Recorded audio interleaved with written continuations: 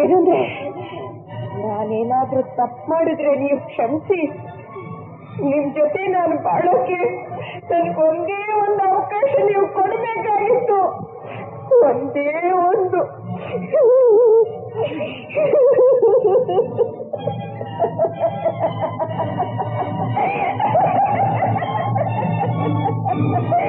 ಮೇಲೆ ಬಿದ್ದು ಸುಳೆ ಮೂರ್ಖ ಸಿಗುತ್ತೆ.